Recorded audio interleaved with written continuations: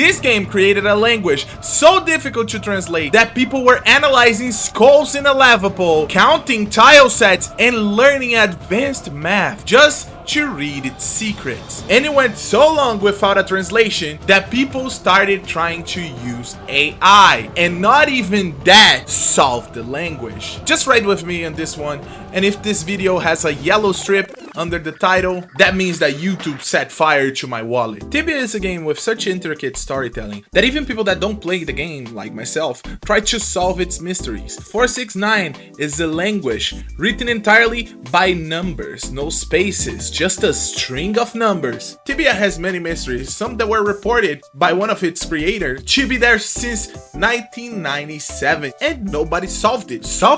We don't even know where it is. It's really important to understand why is that, and it's because this game created the perfect environment for this to happen. Firstly, this is an MMORPG. A game about role-playing. This is really important because, as you will see, this game has an old-fashioned approach to video games. Because the original RPG were trying to emulate the tabletop RPG experience, not about throwing dice and following a system. That the game already does for you, but about creating your own adventure, living inside a world where your imagination is the only thing that limits yourself. And the original players in the beginning were a reflection of that. There is no real way to enjoy the game. It's not about EXP per minute, hunts, grinding money. It can be about interpreting your character. Yeah, giving it a name and clicking is part of the experience. You gotta understand how your character thinks in each situation that they reside. I have two characters in Tibia. One is an Amazon that left Carlin because she felt like the land was betraying the founding ideology of Carlin and became the queen of Amazons. So if an NPC offers gold in return to some work, it doesn't make sense for her to seek that task. Yet if somebody talks about food, belt, armament, so yeah, get into character. That's really important for this game, because that ultimately defines who do you trust or who you don't trust. For that, you need the discernment to know if the character that is talking to you is lying or not, it's good or not. The next and the most important factor that creates this environment is the chat. In this game, any interaction with the NPCs are a direct input. You write a word and the character responds to you if it knows what you're talking about. So the writing system is way more personal and immerses you into the game's world. The villagers will talk about their jobs, rumors, and even talk about other NPCs. For example, it's well known that Aldi is the brother of Greedy. They are separated by a whole ocean. Every game that tries to copy this game, they normally take out this part, but this is integral to why these mysteries are so researched about, because you gotta give the illusion of limitless possibilities to stimulate the imagination of the reader. And believe me, this whole game is built on this. Let's take a look at this basement from this house in Venor, a city that was created over a poisonous swamp. I want you to think which fantasy race owns this storefront. Alright, we got a blank rune over there, a knife, an empty bottle on the ground. We have some stains, slime, water, and blood. On the bottom left, we see a skull and dragon bones. And of course, on the top right, we see a sacrificial stone and a human on there. Let's go to the second floor. Look at this and feel the elements of this house. And let me give you a hint. Look at this cup. This one has blood on it. I'm even going to take a sip for you. Yeah, that's blood. Did you say entirely human-owned storefront? You were right! Well, you see, if we were to see only what your characters were seeing, this would be his view of the two rooms, because that would be role-playing. But here's the catch. In the lore of the game, Banner, considered the god of humans, prayed for the gods to bring people to help him, and that ended up bringing us, the heroes. So technically speaking, we have a whole view of these rooms. Maybe that's our power for coming here. But yeah, a totally human-owned storefront. Who would have thought that our friend Vladrek, it must be a Russian name, would have the only magic shop in town? Let's show him the good old gift of gab. Gift of gab! Always be excellent! Never be rude! Get the gift of gab from Dr. Jude! Hello, mister. I am Vlad Drakurgang, and welcome to my house. I heard at your houses, I am a humble merchant of little importance to the beautiful Venor. Venor ways is not your ways, and there shall be too many strange things. Yeah, Mr. Vlad Ruck? Can I ask what's up with the cup of blood? I like blood. only the color. Of course. Man, you are a vampire. No, please don't talk about such creatures. You are scaring me. Well, what do you know? This story is kind of fishy. I have an idea. I'm gonna get my onion collar and come back here to talk with Mr. Vlad. Sorry, I'm busy. Cough. The item is in my bag. I'm not even wearing it. And this is just a small show of what this game provides in terms of story. Basically, every item can be interacted, and this game has so many items that we don't even know which kind of characters have an interaction with which items, which keywords have different kind of interactions. Yes, some of the words are highlighted. This was an update. Originally, we didn't have colored text or showing which NPCs talks or doesn't. Some interactions you had to talk with animals to discover some hidden interaction that nobody knew for years. Since you can interact with any item, like look at this process of creating bread. It creates this shadow universe of infinite possibilities. One that you could use crowbars on doors to open them, climb vines on the wall, and one infamous puzzle where you gotta fill a crack on the ground with water to open a portal on the alternate universe miles and miles of distance from where you are. And this is only one component that creates the vast mysteries that this game has. Puts blood on a skull, a mystery discovered 15 years later. Because why would you do that? That in the absurd collection of items that players never acquired on their hands. Some that are rumored to be dropped from bosses that till this day the community didn't kill enough times to statistically have a chance to drop one of these items. And it's not just that some of these we didn't kill them, some of these we didn't even find them. We're still looking for a boss that been here since 2006. And just recently we got any clues to maybe where he could be. Not only that, but I want you to consider that every information we got on the game are coming directly from the players, creating the perfect place for speculations, theories, and outright lies coming from the community, further poisoning any discussion. Even worse, with update to update, we kinda don't have patches. At any time they can disappear with some item that used to drop, and now making old players look like they are batshit crazy if there's no record of it. And even the records itself can be photoshopped. Since the visuals of the game is so simple, since you could change numbers on Tibia cam, and half of the information that comes from these bosses comes from a quite recent update that added the encyclopedia where if you slay a boss or a monster a certain number of times, you can see the drop tables. But still, it doesn't ignore the fact that some of these bosses in the game are not on the bestiary. Like for example, Zarathustra, making it impossible to know his drop table or even knowing his existence without knowing his existence. Well, just go there and kill them a bunch of times. You don't understand, this map is so huge.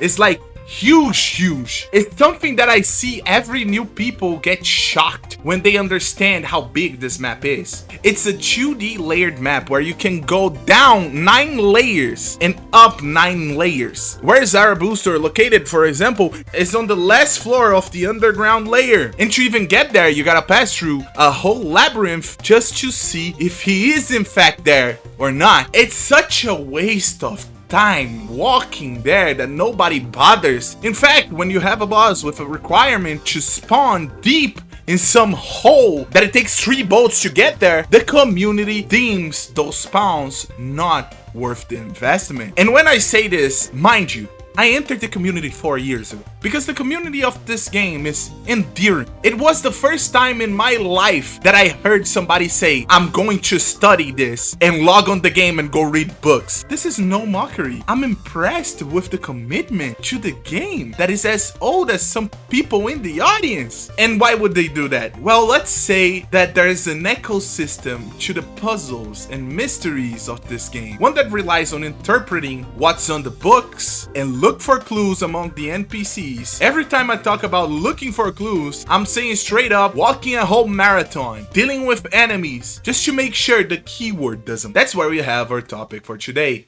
Language. Not every race in the game speaks the same language. Some of these, we know some words and translated their books to unveil some secrets. Other, we are oblivious to their whole vocabulary, but it doesn't seem to have anything behind it. And the worst of the worst, the untranslated, that we don't have even a clue where it came from and hide the biggest secrets in the game. So every story is this beautiful dance between in-game functionality, story, dialogue, books, environment, role-playing. They synergize with each other, being difficult to distinguish where one starts and the other ends. Because I can be interpreting a book wrong. So the roleplay takes me to a whole nother conclusion that the quest doesn't want me to be in. And now, since we laid down the structure, we can finally start to dig in deep on 469. And where better to start than the story. Abdendrio is a beautiful city of the elves. Elves having an incredible magical power, and they live so much longer if compared to humans. As for their city, it's built entirely on this giant tree called Ashertel.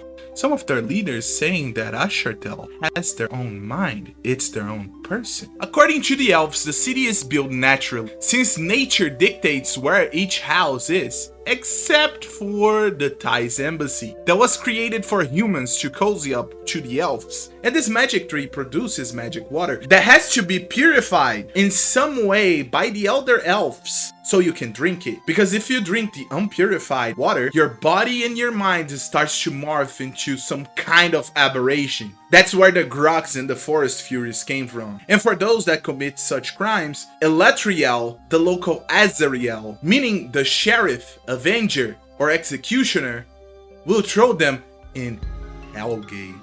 Under the giant tree, Subsolo 2, under the troll camps, we have 2 doors. After getting the key from the sheriff, we unlock those doors to find a teleport that sends us to Hellgate. Abdendrio was created back in 2000. I like to imagine the first time adventurers came down here in this hopeless abyss. There's only 2 ways to come out alive out of this dungeon. One is through Dracona, a giant dragon graveyard that you gotta fight even dragon lords to talk with an NPC just so he asks you for a white mushroom. And the only way to get these is going all the way back to Subsolo 2, fighting your way back with dragons, with skeletons, or by bringing 7 parcels. What this means is that either you came down knowing that you would use 7 parcels, or you came down knowing that you could kill a dragon, some of the strongest creatures in the game at the time. And for you to even discover your way out, all of your potions, food,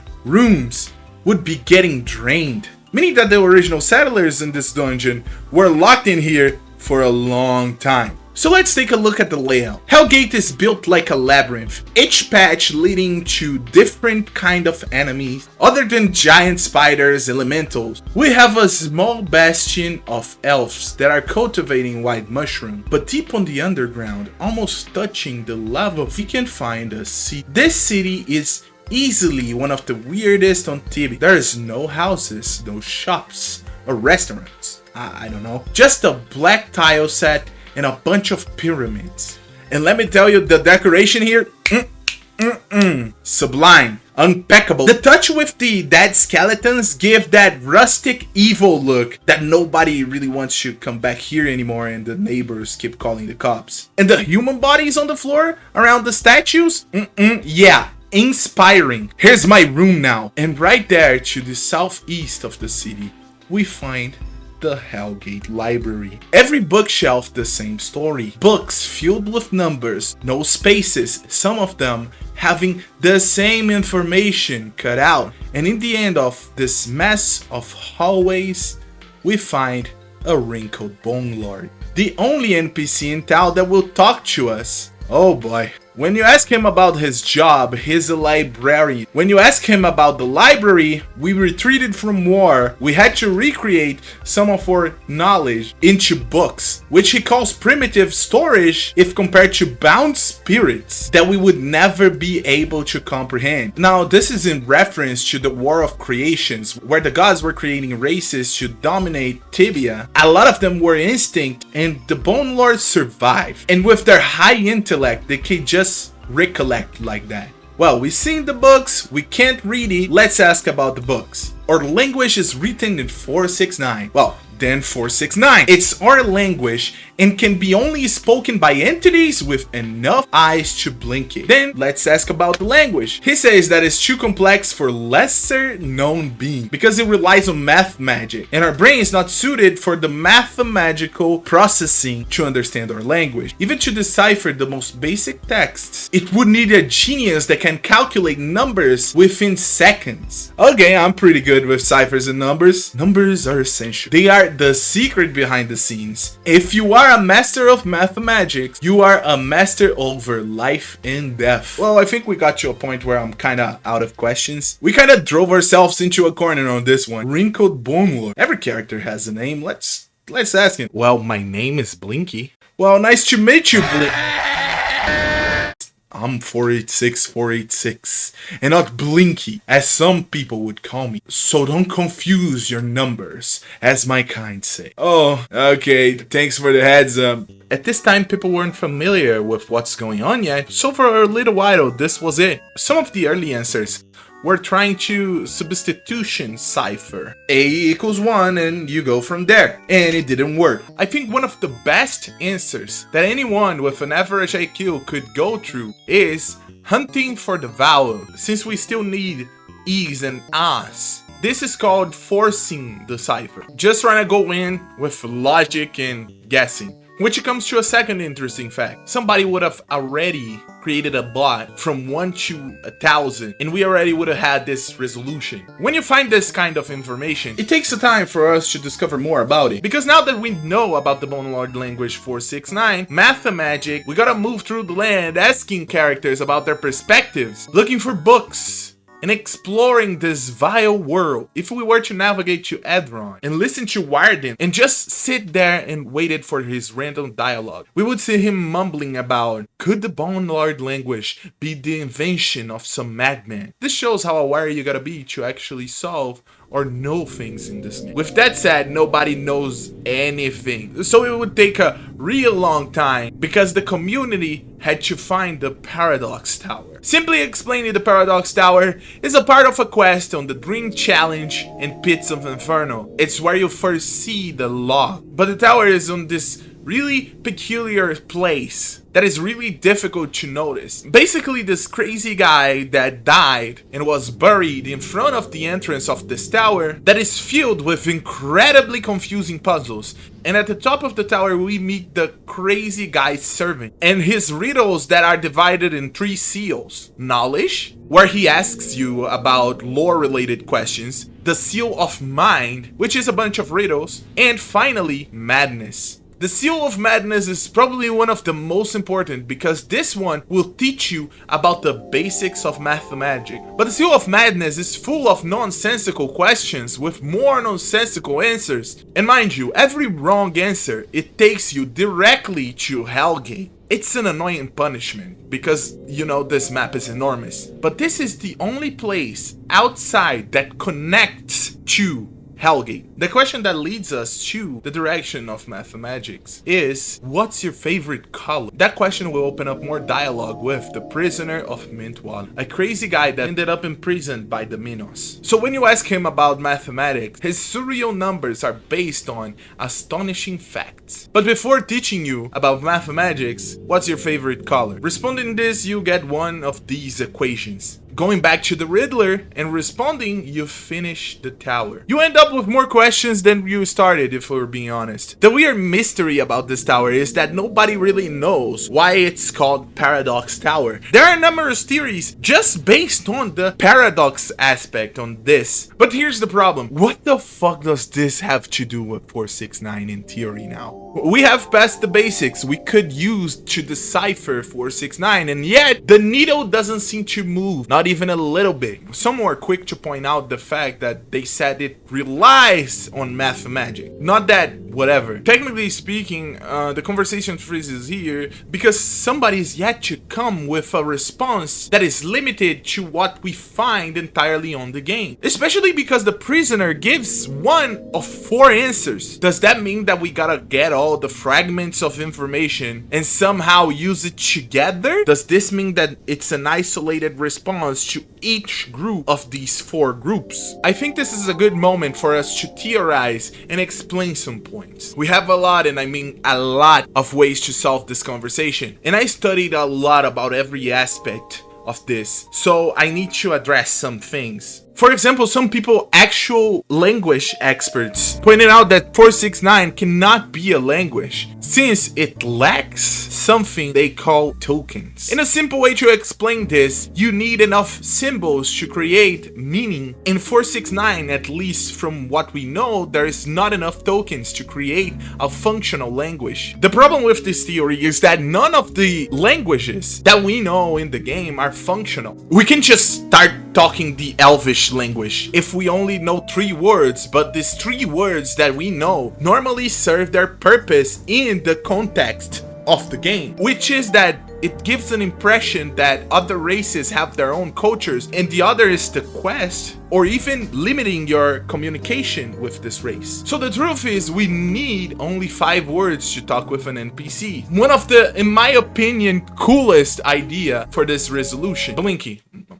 My fault. The Bonelord that told us that we can't speak 469 because we didn't have enough eyes. A common theory is that before even talking to 486, you gotta have 5 eyes. Luckily for us, we have items that gives us more eyes, like the Bonelord helmet and the Bonelord shield. You see, that's why the vampire at the start of this was important. That's where they get you. That's where Nightmare puts you on a cage till you get level 1000. Because it would be a good answer to why nobody can talk with 486. If there was a numerical answer, somebody would have already bought it, the answer. With that said, I want to propose a theory that I didn't see anybody post it before. And if there was a way to solve this puzzle, I think this would be it. Because it just makes sense in-game, in roleplay, in theory. 486 tells us that Blinky is the name that people call him before dying. I know that we have a reference to the Black Knight, the only human that Bonelords communicated through dreams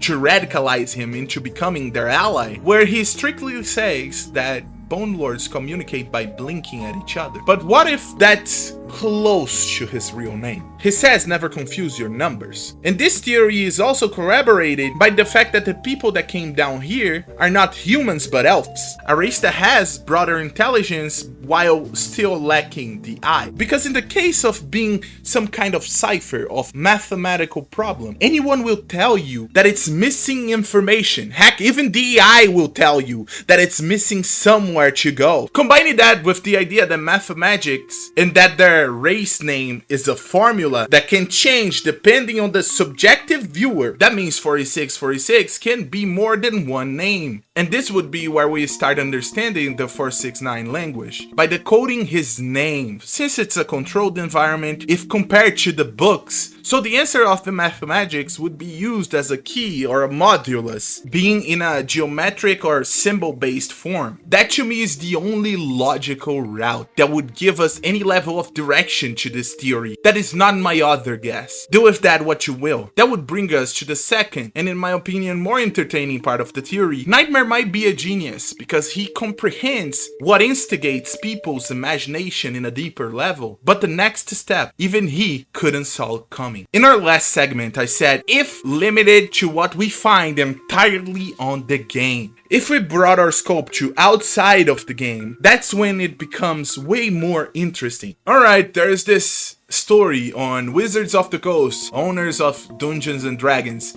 deciding to come after Cipsoft on the name of Bonelords, originally called Beholders. So Cip was forced to change the name. It even has an explanation in the lore that a bunch of wizards came to the coast of Tibia Nice one. Nice one. And casted a magic spell to change their name. So in one of the adversaries of the game, they put a NPC developer, Nightmare, in the game, the guy that writes the story. And he sometimes randomly said this.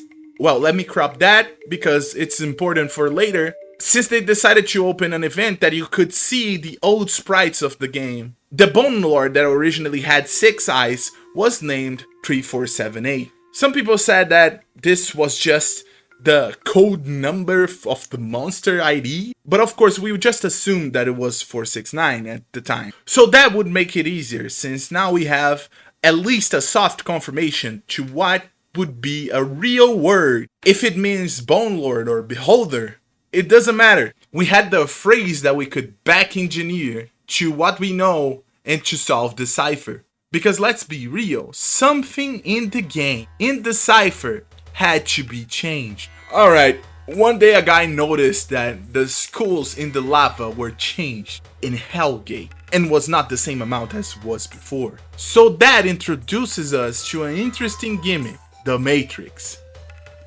In our history in the real world, we had a lot of methods to cipher. One that is famous and is the first that comes to mind when we talk about the geometric substitution is the Freemason cipher. The way it works is you basically have this square and you put letters of the alphabet, so when you get to the numeric code, you can decode this by counting to each spot. And now some of the things like mathematics could be used as a key, telling us which letter of the alphabet to start, or even how many squares we could do, or how could we filter these numbers through the matrix, getting a real result. Just to be sure, we have a lot of different versions of this. I tested at least 15 versions of this method that use squares and even some different versions of encryption. One thing that I found that is kinda interesting is that you gotta go really deep to find the magic square that works with a 4x4 grid. And even if you were to use that matrix how it was intended to be used,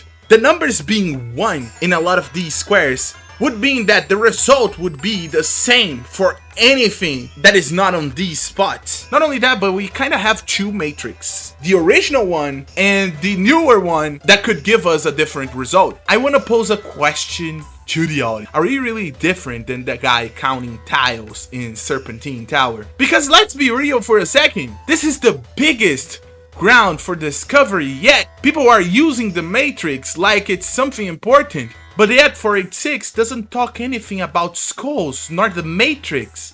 So the lore lead is totally dead. I like how some people even pointed out that there's a smaller version of this matrix on the same parts of the dungeon, meanwhile having no other leads that points us to the skull. The fact that we can also alter the numbers of skulls within this matrix, it gets me confused.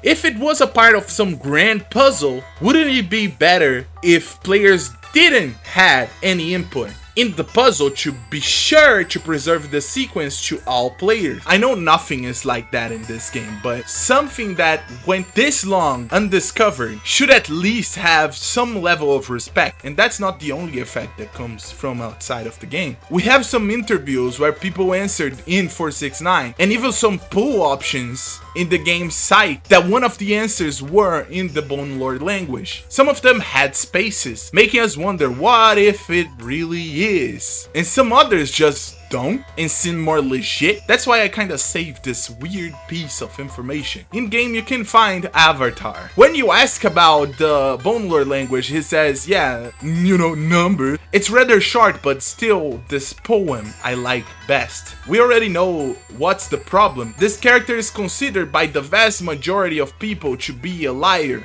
And how could you not? It doesn't matter how much real information he gives us. I'd say that most of those real informations are around demonic activity, but the rest is just straight up slop. Saying he beat all the missions of Tibia twice, that he left the Sword of Fury in Hook Guard, but all of these show to be a weird pattern. You don't have enough eyes to blink, but the written book is not ocular centered, right? You can agree that there is a writable version of 469. And that's not him, but Dread Eyes makes sure to us that he has a hard time understanding the writing. It enters this ambiguous logic, right? Is Avatar straight up saying the numbers out loud? Or is he speaking the two-eyed version of the language? Why can we comprehend some numbers that the Bonelords is blinking? Are they speaking the numbers out loud? Or are we interpreting the blinks into numbers, the written version, because we are different from normal humans? Again, we are heroes, meaning that Avatar is right because he's using the same automatic translation for us because he is also a hero. Maybe the gods gave us not only the power to look through walls, but the power to directly translate the blinking. 486 never addresses us as heroes.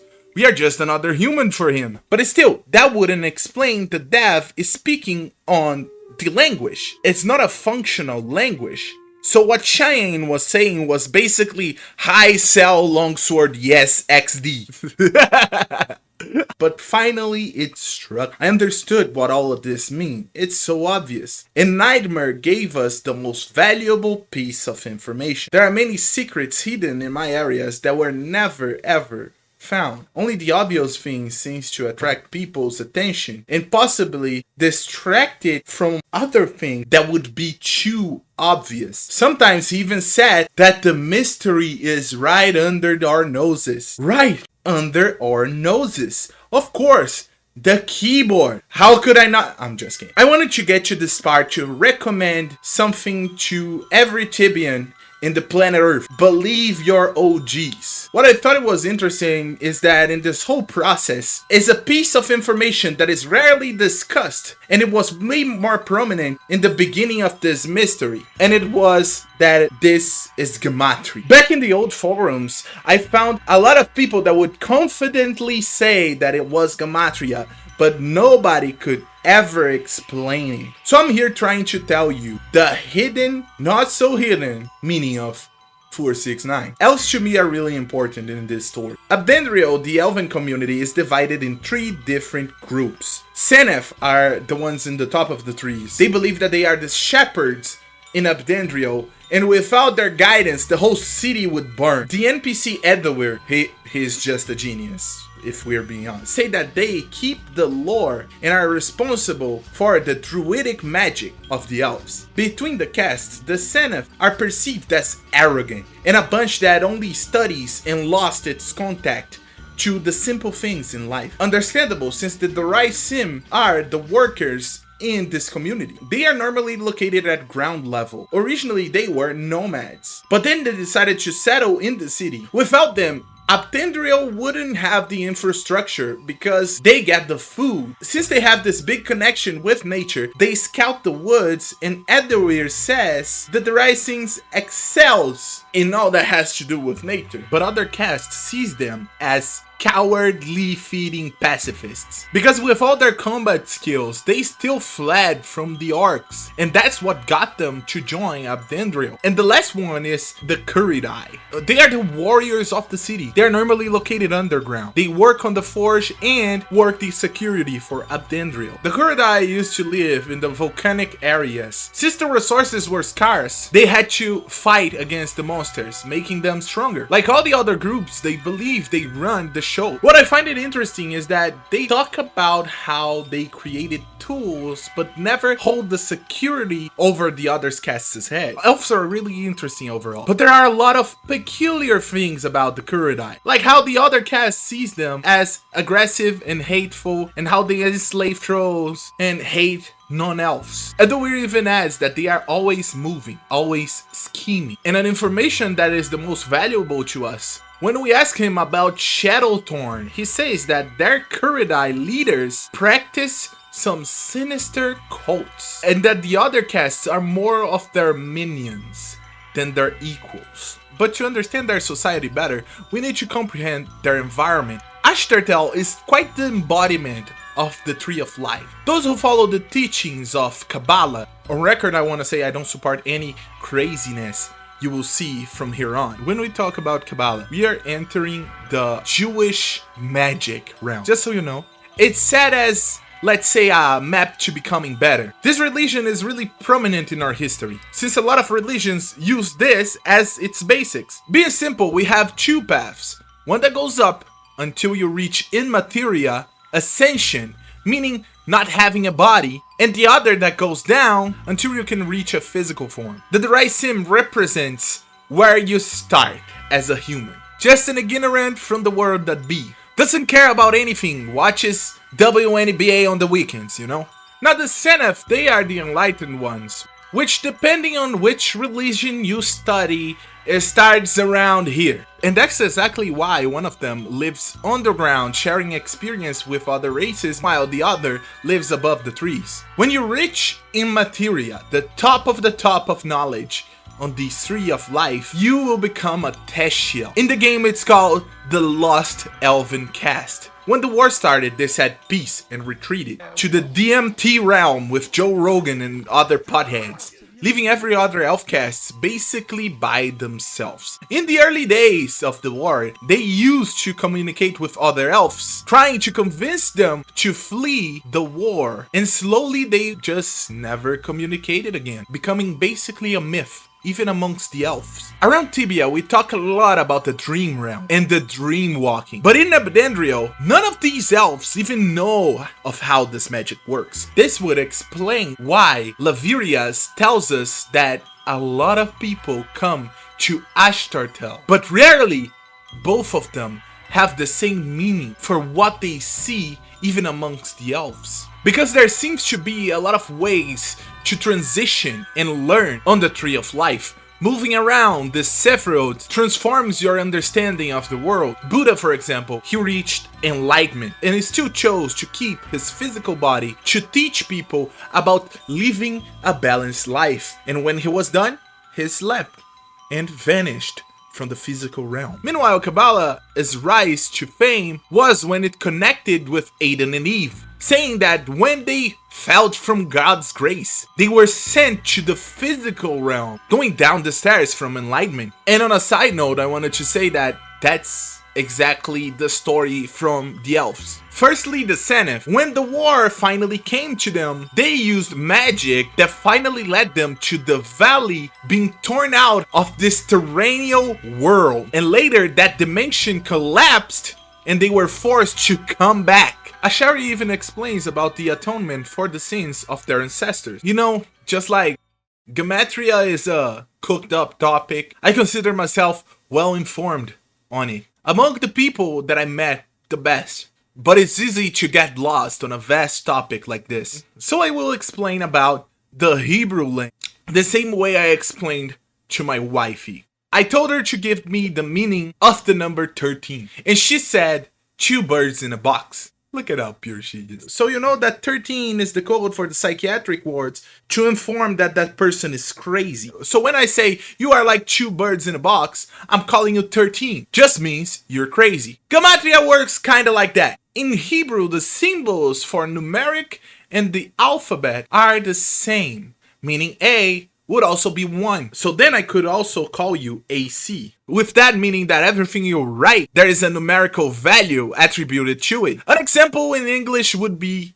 air. Would also mean this number. But this is an explanation on the Hebraic language. Gamatria means the meaning behind the symbol. In our earliest example, 13 meaning crazy, we could add each other to get another number, number 4. And then I gave the revelation to my girlfriend that 4 could mean brain, because that's the origin of all the craziness. With that, I would like to enter 469, with the only piece of information we really have. It's not 1, it's Tibia, silly. In Hebrew, 1 is the letter Aleph. It's considered the number of God, because God is unique, because God is undivisible, because God started everything. He is the 1 point. So you know the symbol for number 0 in Hebrew? It doesn't exist. Because before God, there was nothing. God created everything so there is nothing before it. So it would be even blasphemy to think about before God, because he is the Genesis, which is mirrored in 469. Let me go a little deeper in you. My word selection was really specific. At the start, there was nothing. It's not only a passage at the Bible. Back in the day, we didn't have the books of the Bible, so we would reference the book by its start. And that's what wraps the Hebrew language so interestingly. The number 1 is not just God, it represents the history of creation. Each symbol also represents directly a story, meaning that Tibia, being 1, is not just a representation of Tibia, meaning the earth that we stand on, but it also represents the story of creation from Tibia Sula, being fragmented, and way worse, the story of this game as a game. Even thinking about that, this was a game to be played would mean that nothing exists before this game being played. But it poses the question that rabbis and overall Abrahamic religions try to respond. They call the paradox of God. You understand where I'm trying to go here? Because to have something, you gotta have something, right? The question like, yeah, who created God that created the universe? That's when the 1 enters into play, about being indivisible and nothing behind it. I believe that's quite the answer. A lot of questions in 469, the Mad Mage, he had to encrypt those to the values to hide its creation. The paradox between the Mad Mage being Durin, which not only is a dwarf in the game, but also a nickname to the developer, but also being the Mad Mage alive that was present at the creation to create math magic. Aborting the math magic now. The answer is quite interesting. 1 + 1 = 1. With that, we could take out of this from Tibia plus Tibia equals Tibia. Sounds retarded, yes, but when the answer lies in which Tibia are we talking about? Because the 1 Tibia would mean Tibia Sula, and then the 1 Tibia meaning the history of creation, and ending on 1 meaning the element of earth creates the soil, which is named Tibia. So these calculations could mean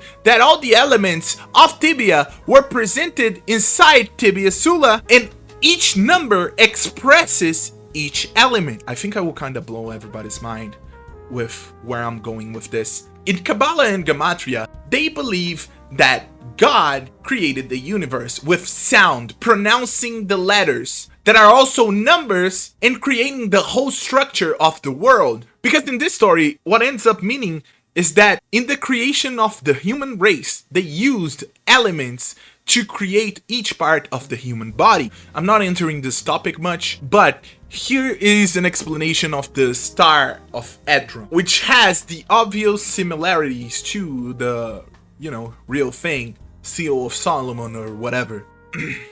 In a real thing, you put a human in there. And that's why we have numbers on each point of this star. 1 meaning a spirit that would go where the head is. That also means that God gave us sentience or whatever. Let's not enter on this too much. I believe Lord Jesus Christ. But if you think how idiotic is magic in any of the fantasies, it directly translates to this conversation. You're looking for the essence of fire, meaning that it translates to whatever, man. The problem is we as players, or even the human race, are incapable of decoding these numbers because we don't quite comprehend what stories these numbers are referencing to. But what if I told you that all of this was kinda like a lie? It's not real life per se, but there is an additional information that is kinda important. Yes, the story points us to Kabbalah because of the elves.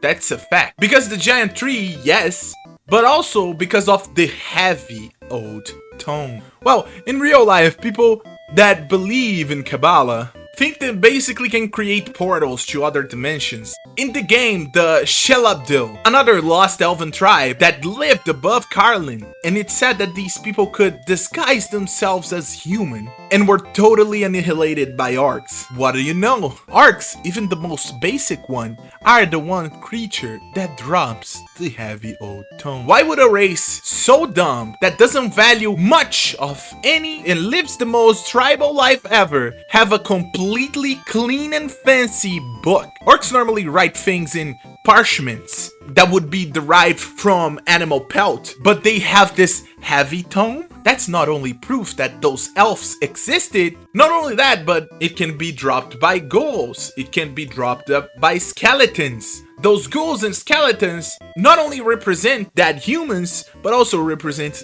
that elves. And you know, Grandmaster Oberon, I arrest my case. And if you know the Forgotten Knowledge quest, you know you gotta give them some of these heavy old tomes. I never did the quest, don't blame me. What is interesting is that some of these old tomes are found in a big chest close to people that we knew were true elves or had true elvic blood. That's a whole nother story, but the Banshee from the White Flower Temple being supposedly Ancremoon princess, which all of them had elven blood. And what do we find on those astral shifters temples? Portals. Well, but here's the problem. The elves are really on the tree of life, aren't they? The entity that they say it's alive, conscious, right? If we look through Abdendrio's concept art, we see that the elves bury their citizens under the tree. Oh yeah, that's the whole twist coming. Lesser known than the Tree of Life is Quefloth, that I will never say the name again, which is the tree that sits directly under the Tree of Life. What is interesting about this is that if you get what would be the vines of Ashtartel,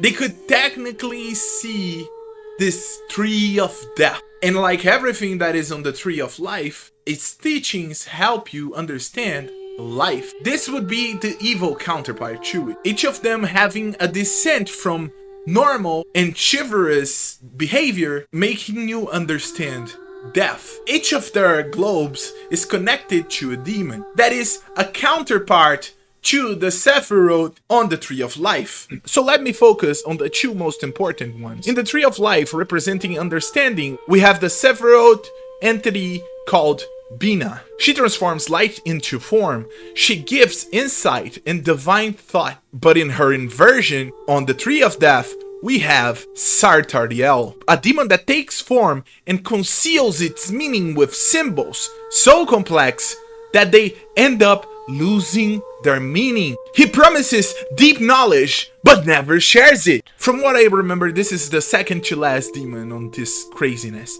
Are you listening? Infinite knowledge that never shares, conceals with symbols, lose its meaning. Where alarming to that is when we ask Blinky about the elves, he calls them fools with a superstitious life cult. Because Bonelord obviously are a cult of death. With that information, we can unmask the Kuridai, because they don't live in the tree, they live underground. And just like Shadowthorn, they are a sinister cult. Give me a more mask off moment than this. Because when you talk about Minotaurs with Blinky, he talks about their mages are close to the truth, meaning the Minomage in Hookguard is learning death magic to close the portal that brings us to Tibia. Just to end this topic, if you have any doubt, I still have one more proof. The last demon on the Tree of Death is a two-headed demon that is in constant agony because he's forced to have two conscious in one body. Who would that be referencing to? Zapharov, perhaps? And where does this whole labyrinth takes us? To the graveyard of dragons, which funny enough is one of the symbols that represents you know. And that would also solve the paradox because Kuroki was a part of Zapharov, and he is the Mad Mage, which was Durin, and he was, liking it or not, part of the creation the whole time. Which explains why the Mad Mage room, since the primordials of Tibia, has a skull. It represents the Tree of Death. I could just end this video right here, but perhaps we could talk about the history of Tibia and a little bit of 469. A Brazilian mystery hunter named Fulgor and his team pulled out this theory that 469 is the short for all the history of Genesis and its creations, the 4 original gods, the entities that were created after, and the elements, and 9 being the gods that Veilfor wanted revenge, which adds up to 9 guys. What is interesting is that 1 meaning Tibia, 2 meaning human Sephiroth, because there are 2 entities, adding up those numbers would mean death. Because while 3 brings syntony between 2, but they were always 4 with Fardas. Even on Hebrew, 2 means conflict and 3 means harmony, because the third one gets to balance the other 2. But the laughable thing about 469 is that we need ourselves to create and believe the meaning of this meaningless language, to believe that it is functional. That's what I think Nightmare meant with "it's right under our noses." It's a meme from the conspiracy, now not so much conspiracy theorists, that the world is dominated by the Illuminati.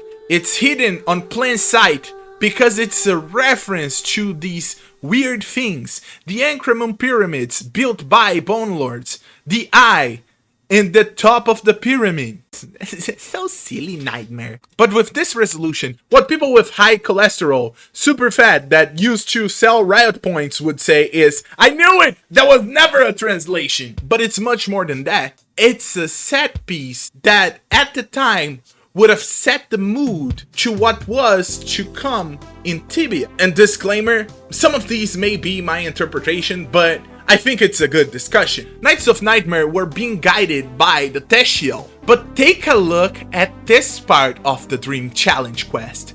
You see it? Well, this partnership ended with the annihilation of every Knight of Nightmare. Later on, we discovered that there is an entity that influences civilizations to their collapse through talking to them from other dimension. One of the Nightmare Knights died in what for me looks like an ambush by demons. A group that was trying to fight demons to stop the Ruthless Seven from invading mainland. Well, in other news, the Inquisition sent a bunch of warriors to the island of Edron. Not only that, but the Wizard Academy of Edron was created, and one of the teachers was Ferumbras. If you explore Edron, its underground, you will find checker tiles and 2 pillars that I don't remember the name. Again, my YouTube channel is like a wasteland and I'm not paying for premium on Tibia, because this is a reference to a cult that if I say the name, they will flag my video. But basically, the Knights Templar, and there is a bunch of versions of this story, but one of them is that they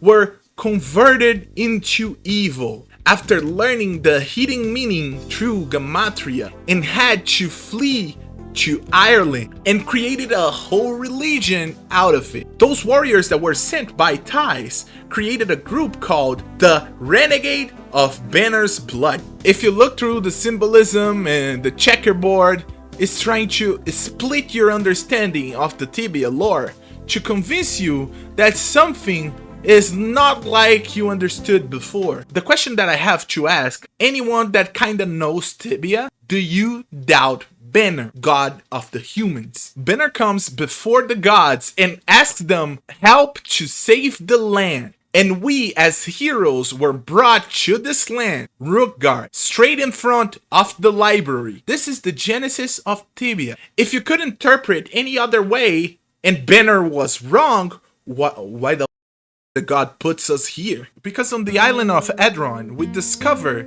that there is these 2 demon factions that been fighting even before the creation of other races. And they are actually the first creation. We also learned that this girl's god is actually the real god and he created everything we know. So you understand where this Abdendriel story sits on this big picture. 469 was a prelude to what was coming in Edron, where the cultists summoned Archibald and they tried to convince you, the hero, that the story is not the one that you know. That's why in these dungeons we have corrupted heroes and elf arcanists. So you know, these people studied death and understood that death was their lore. Elf arcanists are known to be Kuridai, and it's interesting the connections that some of these elves have with Carlin, because they speak in such a good way of Carling if compared to ties. Some of them saying that the Carling druids seek their help. Peculiar because Carling druids were involved with the Brotherhood of Bones and the creation of the demon bunny. One of these women was Firmuba, mother of Ferumbras, apprentice of Goshnar, the Necromant King. Firmuba fled to Carling, which she lived as a disguised normal human, Ferumbras being the true elven blood that has a whole ascendant quest, meaning that the ascension that the leaders of Ancramoon were taught by scarabs were actually taught by Zaphra, aka the Death Tree. Because the only way that you can obtain this ascension, you gotta be like Ferumbras. Not only that, but to reach the non-physical realm, you need to go through the same tree. I'm saying this on character, I'm not even the YouTuber anymore. So you're telling me that the gods gave the human race a whole new land that was considered the paradise, but now we have to divide this land with heretic elves, with their cult of death, dwarves and their heretic Durin-loving self, and way worse, women. To be honest, I have a resolution. We will build a wall around the whole peninsula and deport all the elves. Straight up, what the fuck is Bonelord? Even going there is the most absurd city I ever seen. Why am I being served by a demonic skeleton on the human paradise? And not only that, but the wizards are a cult of death in every location on the Tibia universe. The mages are always trying to summon demons. There, I said it! Demona is full of wizards, Edron is full of wizards, Ancramoon, they were elven wizards on the Serpentine Tower trying to summon demons. We have the Brotherhood of Bones. Y'all druids thought that acting like you gave a shit about the trees would make y'all not get scolded. Knights of Nightmare are listening to demonic entities, luring them to death. So we lose mainland. Guess what? Paladins listen to Elaine, directly descendant of Banner. We are uncorruptible. We have the holy element. But y'all are pushing us down. Avatar may be a liar, but when we asked him about ties, he said, I would restore peace in a non-proud city. We are cooked. Cults of Tibia literally shows that we have a weird demonic cult in ties, the main fort of Banner and humanity. And we discover that the one that is sponsoring this cult is Ferumbras himself. And you know, it's an interesting storytelling actually. The element for the mages is death because they are a cult to summon demon. Druids got the poison because they are supposed to poison the well. Knights, they are explosion if I'm not mistaken, which they are literally imploding. And holy moly. Tibia is a game that gives you two perspectives. You could be like me and believe everything I said now, but let's say I go the other way then. Maybe since Ferumbras was asking Demona warlocks to study the double instant death rune, Ferumbras was trying to ascend and entirely exterminate Zaphra. That's why he needed something that killed two in one. But why would he have to do that in the expense of humans and everybody? Well, that was my only way to interpret this in another way. I'm no way hyper well informed in Tibia's story, you know, so take these parts with a grain of salt, but I'm incredibly sure about the meaning with what I said. I will end my research on 469 and consider all my studies valuable, even if it did not give me a concrete answer, because this is still got me to discover what's going on the story of other games like the King of Fighters. If you are interested in the King of Fighters, I had the same approach to the lore of KOF and ended up discovering like the end of Garou 2 and KOF 16 and 17 that didn't even came out yet. So thank you for watching. If you can support the channel, please do. I play Tibia, you know, somewhat regularly, and I also have some other absurdly nerdy theories, and if you want to listen to them, maybe I do a second one. I don't know. Bye.